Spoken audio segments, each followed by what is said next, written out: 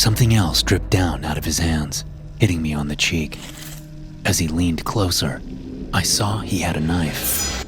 Shouting, I scrambled away from him, falling off the air mattress and knocking the lamp over. I kicked my legs and shouted for help as I tried to free myself from the sleeping bag. The whole time, my eyes were fixed on the knife held in Glenn's right hand. He'd cut his left hand open. It was blood that had dripped on me, on my forehead and my cheek and in my mouth. Get him away from me! I shouted, finally getting out of the sleeping bag and standing crouched in the corner. Lilith suddenly appeared in the doorway. What's wrong? She said, moving toward her husband. He's got a knife! Oh dear. Oh, Glenn. Lilith said, snatching the kitchen knife away from him and inspecting his cut hand. What will I do with you? Both of them were in strange pajamas that reminded me of religious robes. Lilith guided Glenn out of the room. I stood in the corner for a moment, breathing heavily. Then I hurried over to the door and shut it. Padding to the closet, I opened the door in search of something I could prop against the bedroom door to keep anyone from coming in. But there was nothing in the small closet, just dusty shelves. Moving back to the bedroom door, I yanked it open and went down to the bathroom, spitting into the sink to try and remove the taste of Glenn's blood. I wet a rag and scrubbed the drops of blood off my face. As I was getting ready to leave, Lilith appeared in the doorway. I'm so sorry, Dylan, she said. He doesn't know what he's doing. He's sick. What if he cut me? I said. What if he killed me with that knife? Oh, he would never, Lilith said, clearly offended. He wouldn't. You just said he doesn't know what he's doing, I said. He could do anything. Her sunken eyeballs peered out at me for a long moment. Then she shook her head. Why don't you come downstairs? I'll make you a nice cup of tea and we can both calm down, No, I said. No, I'm going back to bed. And I'm going to set that lamp next to the door, so it will fall over if Glenn comes into the room. Shoving past her, I made my way down the creaky hallway. Please, Dylan, Lilith said behind me. Please, let me apologize with a cup of tea. I ignored her, slamming the bedroom door and grabbing the lamp, yanking the cord out of the wall. When I had knocked it over earlier, only the lampshade had crumpled. The bulb was intact, but there was no socket close enough to the door for me to plug it in. So I worked in the dark. I looked briefly for my phone, finding it under the mattress, which I moved to the other side of the room. I wanted to be as far away from the door as possible. But while I worked to rearrange the room, I heard Jerry's door open, followed by footsteps heading downstairs. After a few minutes, I could hear 2 more sets of footsteps heading down the creaky steps. They were all going downstairs. Why? I had a sick feeling in my stomach. All the things that had happened to me this night couldn't all be a coincidence, could they? Something scratched at my subconscious as I stood in the middle of the dark room, the cold from the wood floor soaking into the soles of my feet. After a few deep breaths, I realized I was listening for the murmurings of speech from downstairs. I couldn't hear any talking, which seemed strange. It bothered me. I wondered what they were doing down there. Standing on my tiptoes and moving as lightly as I could, I headed over to the door and moved the lamp out of the way. I opened the door slowly and stuck my head out. I could hear the faint sounds of lowered voices, whispers, barely audible. But I couldn't hear what they were saying. So I moved out of the room and into the hall. Testing each step before I put my full weight into it, I moved down the hall without making any noise. I stuck to the edges of the hallway, where the wood wasn't as worn and creaky. Then I did the same thing as I came to the stairs. Testing, stepping only at the edges, going slow. When I got 3 steps from the first floor, I stopped and listened hard. They were in the kitchen. I could hear what they were saying, barely. But he sat willingly on the tarp, right? Lilith asked.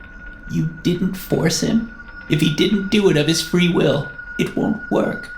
No, Mom, Jerry said. I didn't force him.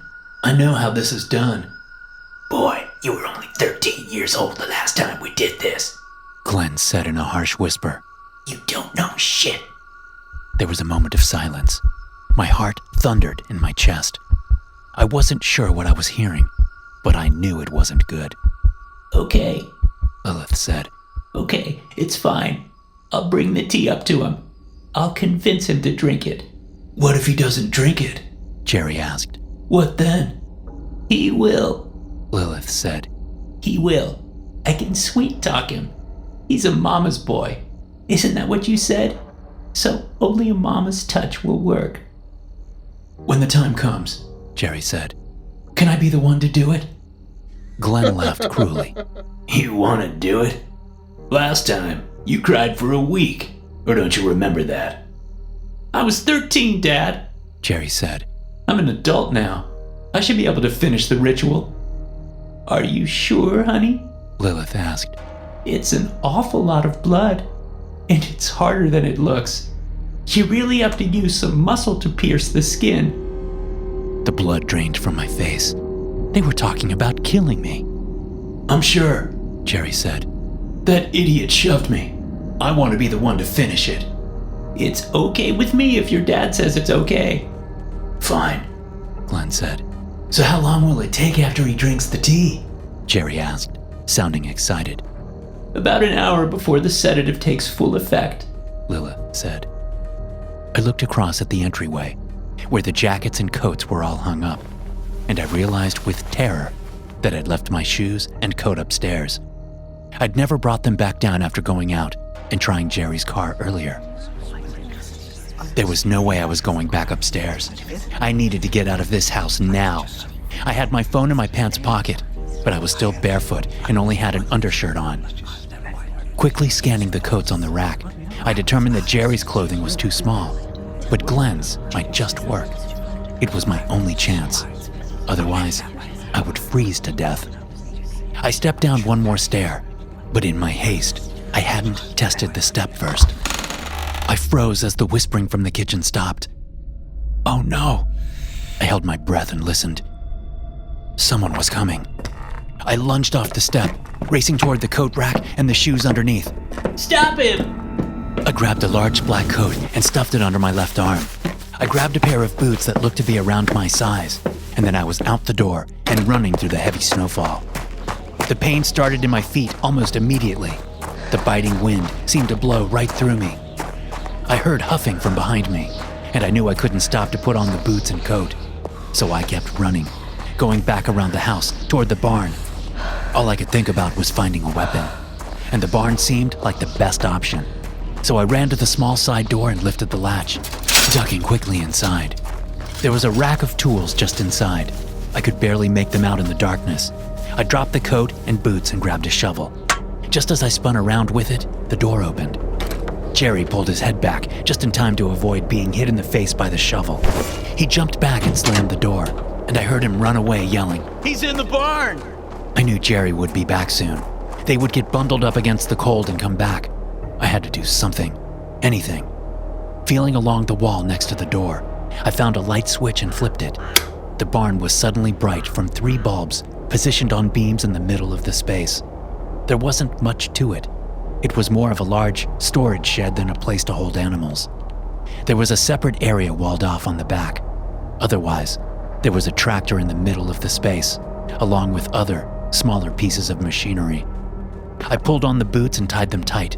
Then I dressed in the coat, zipping it up all the way. Ditching the shovel, I picked up an axe instead, and I headed toward the back of the space to see if there was a good place to hide, or maybe a back exit. There had to be a town somewhere nearby, or a neighbor I could ask for help. I opened the door in the back wall and stepped through, and froze. The concrete slab in the middle of the narrow back room was stained with what looked like dried blood. There were restraints hanging from chains attached to the beam overhead, on either side of a single light bulb. And on the floor, flanking the bloodstain, were 2 more restraints. Together, they would be used for wrists and ankles. On the back wall, directly across from me, an old tapestry hung. There were pictures and writing on it.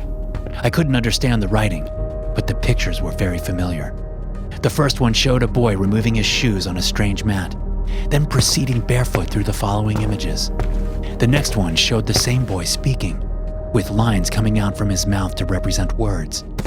The following image showed the boy eating some kind of pinkish food. Then it showed him sitting on a strange design while another figure, a man, poured something on his head. The second to last picture showed the man dripping blood on the boy's face from a cut on his hand. The last picture detailed the boy's disembowelment by the man while hanging spread-eagled against a wall. Above the tapestry, there hung an ancient-looking dagger. Its handle was wooden and carved in the shape of a sneering demon with pointy ears and small eyes. I remembered the words Lilith said while I listened from the staircase. If he didn't do it of his own free will, it won't work. The night's events flashed in my head. From taking off my shoes and then my socks to saying the strange prayer and eating the terrible meat dish. Then Jerry convincing me to sit on the tarp and play the stupid game before he poured something out of a vial onto my head. I remembered the half-glimpsed design carved into the floor under the tarp. And finally, Glenn dripping blood on my face and in my mouth. It was all there on the tapestry, and I had done it of my own free will. I hadn't been forced to do any of it, even if I was asleep when the blood dripped on me. The water in the bathroom had been put there on purpose. Jerry had refused to get my bag or provide any socks. The whole confrontation in the basement might have been a setup. If it hadn't been that, he would have manufactured something else. Something so he could storm off to his room and ignore me so I couldn't go out and get my bag. It was all a carefully constructed ritual. A ritual I had done willingly, with very little prompting. The last thing they needed to do was kill me. The tea Lilith was going to bring up to me had been spiked with a sedative that would make it easier to get me out here to the barn. But here I was, of my own free will. The light above me suddenly went off. Someone was in the barn. I moved away from the open doorway toward the side of the narrow room. The whistling sound of the blizzard blowing through the front barn door was all I could hear. There were no footsteps, no rustling of clothing. I held the axe in front of me, facing the dark doorway from the side. My eyes were still adjusting to the gloom. All I could see were different shades of blackness. All I hoped was that I could spot whoever stepped through the door. But no one stepped through. I waited, hearing a faint creaking sound from the wall next to me. I thought it was just the wind moving the wooden wall. Then something fell on my ear, just a momentary feeling of nothing more substantial than dust, irritating the small hairs on my right ear. I glanced up as the figure crashed down on me, realizing with stark terror that there was no ceiling to this room. The wall was a partition separating the rest of the barn from this back section. And as the person hit me, I couldn't tell who it was. I realized they had climbed over and dropped down on me. The shrill and sickening pain of a blade piercing my skin just behind my right shoulder caused me to drop the axe as I was crushed to the ground. I've got him! Lilith screamed from on top of me. I heard the shuffling of feet from the other side of the wall. Panic and adrenaline coursed through my veins. The pain in my upper back sharpening the knowledge that it was time to fight or die. I'd fallen on my stomach, and Lilith straddled my back.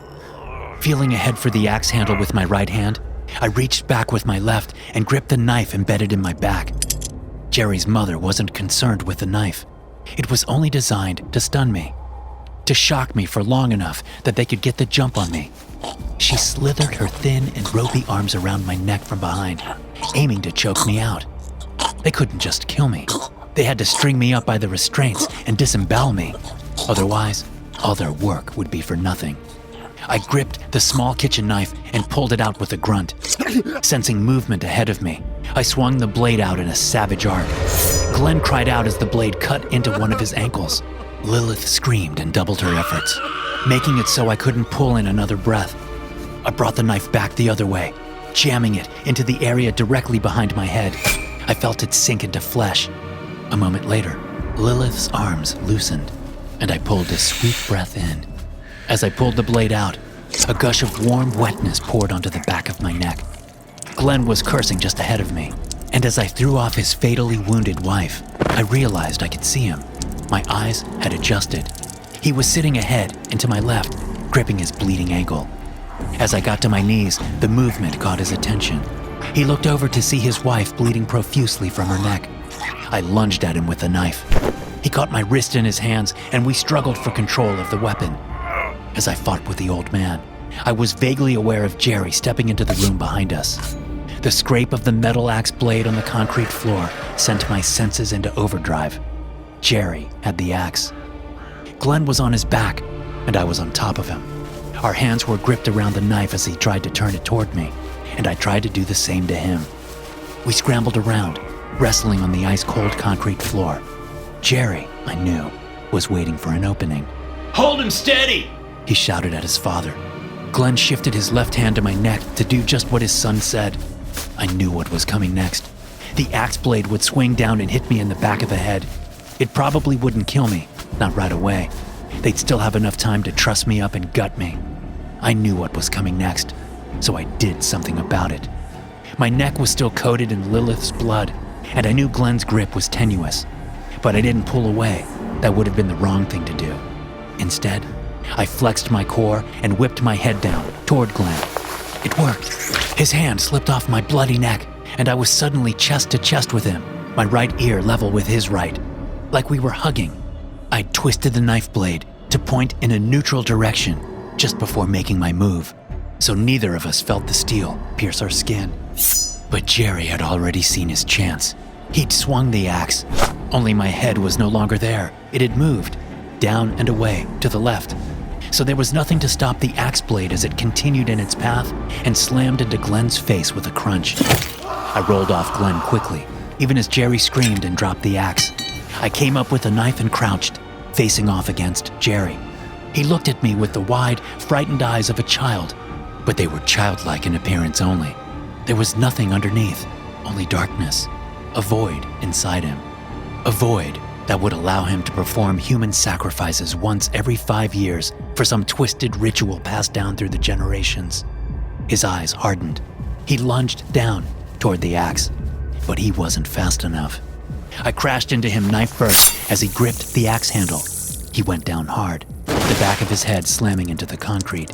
His hand went limp, and the axe clunked to the floor. I moved back on my hands and knees, leaving the knife where it stuck out of his lower abdomen. The pool of blood slowly expanding from his skull told me that it was done. That, and the blank look in his eyes. I sat on that cold concrete floor for a long time, shivering from the cold and the adrenaline. I felt like crying, but not from sadness or some deep-seated discomfort with confrontation. No, I felt like crying with relief, but I didn't. I shifted to my knees and went through Jerry's pockets. When I found what I was looking for, I walked out of the barn. The snow flurries stung as they struck my face. I crunched around to the front of the house and to Jerry's car. I unlocked it and grabbed my backpack. I brought the bag inside the house, shutting the door behind me. Picking a seat in the sitting room, I took off Glenn's boots and then rooted around in my bag for a pair of socks. I pulled them on and wiggled my toes, reveling in the comfort. I already felt better.